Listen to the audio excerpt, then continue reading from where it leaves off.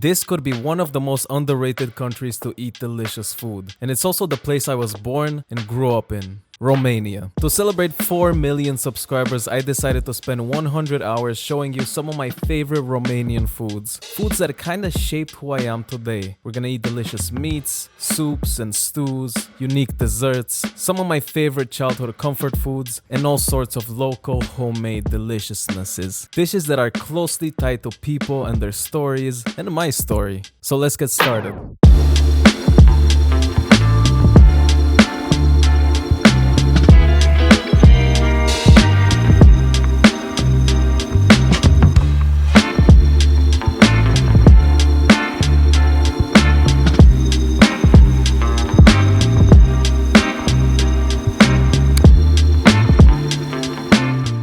We started our journey in a local farmer's market. This has been here for as long as I can remember. This is where we mostly come to buy fruits and vegetables that are in season, all of them grown locally. After living in the Netherlands for so long, I realize I kind of miss how close we are to our food in Romania. It feels like everyone has a better connection to where produce comes from. Summertime is prime time for tomatoes, cucumbers, these bright green bell peppers, and a bunch of fruit. What, are you stopping to smell the roses? Yeah, I'm stopping to smell the roses. Straight fucking chapa, bro. Chapa verde. Have a tattoo of it. Oh yeah, that's it. Mulțumesc mult, să rămână. E foarte bine. 27 a zis, nu? What do you think about piața agroalimentară Hermes? Excellent vegetables. What do you want? What do you want? You want food? Relax, bro. Eat it. That's here. That's here. Meal. It looks horrible. That's what you wanted. After this, we went home, and I wanted to introduce Benji to a classic way we have breakfast. Just a bunch of stuff on a chopping board, which makes me cringe a little bit because Liver King kind of ruined that concept. Testicle juices. But we have some meats, cold cuts. This thing is called toba. It's pretty much just a bunch of congealed pork bits with a bunch of fresh garlic. It may sound and look pretty bad, but it's really delicious with some bread. We also had some smoked slanina, which is cured and smoked pork fat, some telemea. This is a freshly salty cheese, and also a roasted vegetable paste called zakuska. This has peppers, beans, eggplants, and then also very importantly on the side some green onion, which we always just eat straight up, just dipping it in salt, which Benji finds a little weird. Just feel that mixture in your mouth. After this, we went to a traditional Romanian restaurant, and I will say a lot of these foods come specifically from my region of Romania, which had a lot of Hungarian influences. So a lot of this food comes from this specific mixture of cultures. For example, this delicious bean soup with smoked pork knuckle bits, just smoky and savory goodness. Benji had some sarmale, which are pork and rice-filled cabbage rolls, slow cooked in a pot, of course slapped with some sour cream. And let's not forget about the quintessential Romanian grilled meat product, mici. These are heavily spiced meat rolls. You dip that thing in mustard and go to town. Also, shout out to Belgium for the fries. I guess that's not very Romanian. However, this dessert is very Romanian, at least I think so. These are called papanași, a fried dough that has some cheese in it, which makes the consistency nice and chewy. They're served hot with a ton of sour cream and jam, and they are heavenly.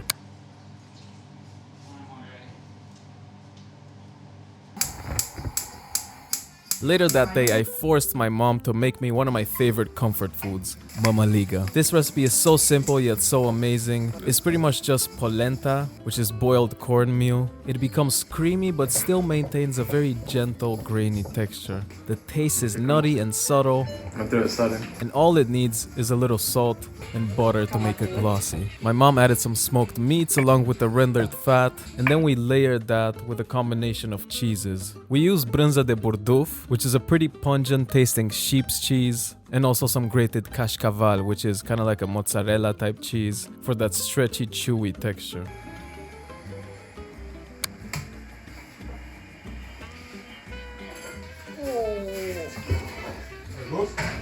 It's okay. Meanwhile, my dad pulled out some fermented pickles, And in theory, we should have waited for at least 30 minutes for this to solidify a little bit, but we were so hungry, so we just started eating it with a big ass spoonful of sour cream. It's just perfect, mild, comforting, and satisfying, and I really enjoyed spending this time with my parents. Speaking of which, my mom's birthday is coming up, so wish her a happy birthday in the comments, guys. You have to.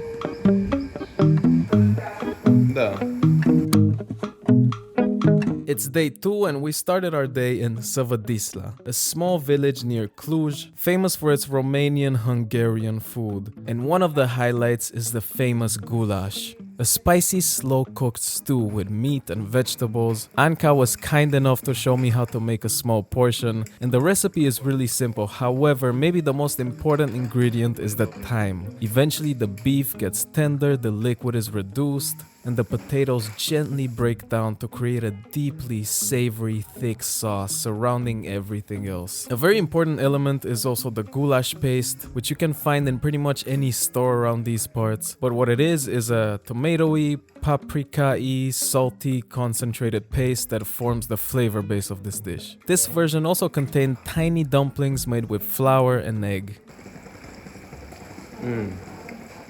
Oh.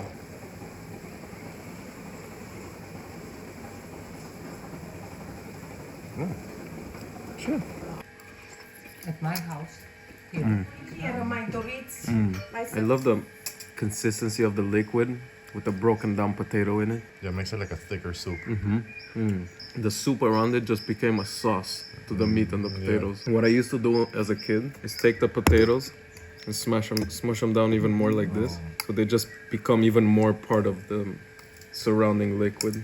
You can almost smell the thyme that went into it. You know what I mean? Right. Okay, Anthony birthday.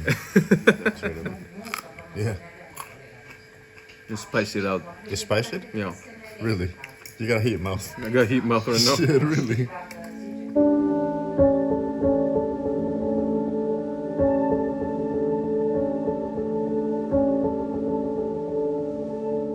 Our next stop was maybe my favorite out of all of them. This is the Volkoi family, and they were kind enough to welcome us to their home, where they make the best bread I've ever had in my life, and I'm not kidding. This is Volkoi Karoli. He's 45 and worked all of his life as a carpenter to support his big family with their 3 young kids. 4 years ago, Karoli suffered an accident where he lost his left eye, damaged his nose, his ability to breathe, and almost entirely lost vision in his right eye. Right now, he is virtually blind. He had to stop his job as a carpenter and started making bread to support his family and his numerous medical expenses. He told me his biggest dream is to be able to see their kids' smiles again. The last time he saw his youngest daughter was when she was just 6 months old, so that breaks his heart, and honestly it also breaks mine. The good news is that we can actually help. Karoli can get a cornea transplant to meaningfully improve his eyesight, so he can at least freely move around on his own, which right now is very difficult as he always needs assistance from his wife Marta. So that is why I set up a GoFundMe to help Karoli.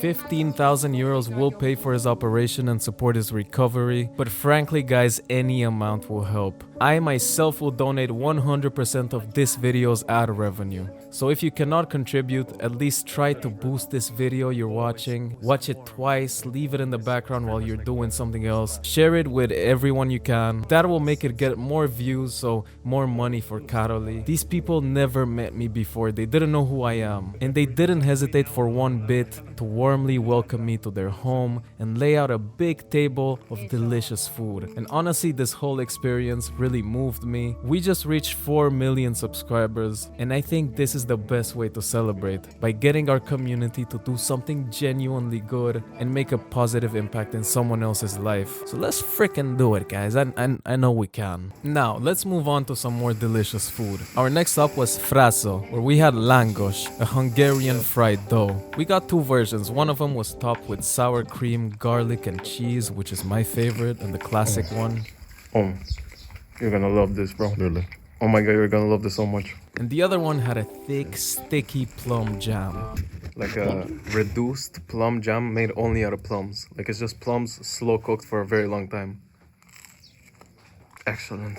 Yes, you Candy. Yeah.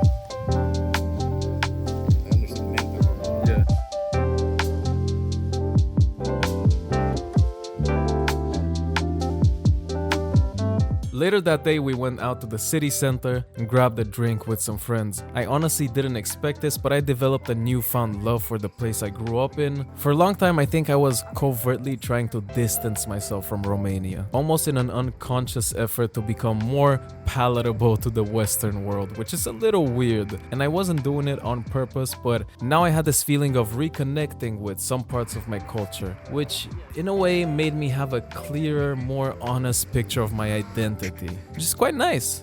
But anyways, I spent the next morning with my grandpa. He used to cook for my brother and I literally every day we got back home from school. He's a very routine-oriented person. For him, lunch always had to be served at exactly 1 p.m., which we always thought was kind of funny. And one of his specialties was salata de vinete, which is a roasted eggplant dip.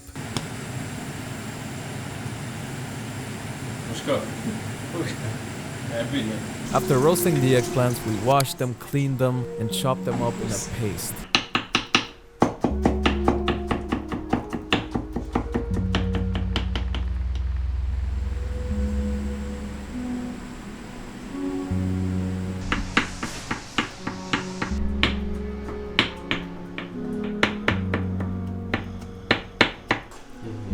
We add salt, oil to gradually emulsify the paste until we reach the right consistency, and this is very much done by feel, nothing is very precise. We flavor it with some finely chopped onion and season with only salt. While that sits in the fridge for a bit, we started making dessert, and one of my favorite childhood desserts was clătite, which are honestly just crepes. Not sure why this is a big thing in Romania, but it really is. Rojika Neni here showed me her secret, which she was very happy for me to share with you guys, using sparkling water in the batter. And apparently this makes the crepes very fluffy, and my grandpa can confirm.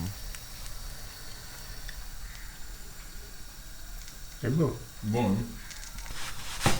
Nitu, măi, asta, da! No, asta nu încerc. And after making all these, it was time to eat. The eggplant dip has an almost indescribable smoky quality to it from the slow roasting process on an open fire, which is what makes it so special for me. I swear all I need to be happy is some good bread, a good tomato, salt, and this eggplant dip. But now it was time for the crepes, and my favorite way to have them is with some sugar and some ground walnuts. Roll that up and you're in heaven. Actually, I lied. My favorite is actually this plum jam with the walnuts. The jam is thick and concentrated with almost a caramelized fruit flavor, and I freaking love it. E ok, mulțumim. O zi bună. Lebeniță. People in Romania like to think that you can tell the sweetness of a watermelon by slapping it. If it sounds hollow, they say it's sweet. Oh, it sounds hollow. Sounds pretty hollow. Yeah. Let's go. Later that day, we went to the mall, ate a KWOOWK, which is this super cheap, salty pretzel thingy. Pufuleți. Yeah, let's. Maybe most Romanian snack. Good stuff. And afterwards, we picked up a bunch of classic Romanian snacks, which I completely forgot to taste and film because I'm a stupid. So I guess you're gonna have to settle with seeing them inside of their packaging. Wow, that's a little lame. You ever had this? Chicken? Like a chicken shaped. You ever saw that? Aroma de pui? Yeah, aroma de pui. Swag. We also had forneti, which I'm not sure if it's a Romanian thing, but it was our go-to snack when we used to skip classes at school. Don't tell anyone. They're these little pastries filled with all sorts of fillings. Pizza flavor is my favorite, and there's also apricot filling, cheese filling. I fuck with this. Actually, I really like that tomato one. Yeah, me too. And make sure to follow me at 7.com. 7.com. Yeah, I own the number. I own the IP for the number.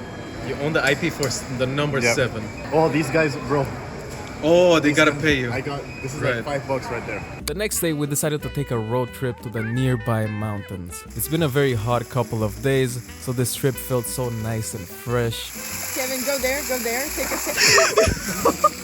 and then continued our trip to one of my favorite stops in the whole video. This place is called Cabana Moților, and it's a cozy wooden log in the middle of nature, serving some uniquely heartwarming traditional food. We started with drinks, which were homemade syrups mixed with water. We had dandelion syrup, pine syrup, elderflower. They were all delicious. First thing I had was this wild mushroom soup. We call this ciorba. It's like a thicker, soured soup. It was creamy, earthy, and heartwarming.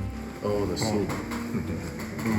Next thing I had was a goulash, because they said it's their specialty, but everyone else got something else, so I was very excited to try every single one of them, because that's what it's like to be friends with me. I will try your food, but good news, you can also try mine. Next we got dessert. This is a placinta, which is kind of a sweet dough, topped with sour cream and jam.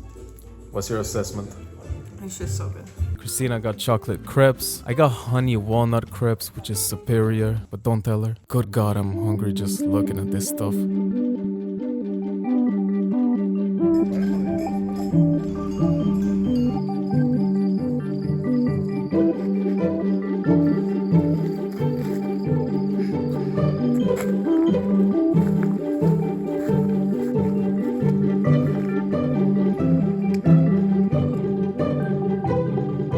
That's a turkey, bro. That's the turkiest turkey I've ever seen. Later that evening, we had maybe one too many drinks. And what do you do in Romania when you're drunk and hungry? You get a shawarma. We're snacking on this shawarma. Which is probably very relatable to any Romanian watching, but I've actually never been through this experience. So today it was time to make history for myself. Finally have a 1 a.m. shawarma and see what all the fuss is about. My spicy fuck. I see the vision. This is it. Oh my god. Next morning, woke up pretty hungover, and this cold ass watermelon cured me. Honestly, not many things in life better than this. I'm living the life. This is just peak life. That's what this is. Peak life. It's the little things, guys.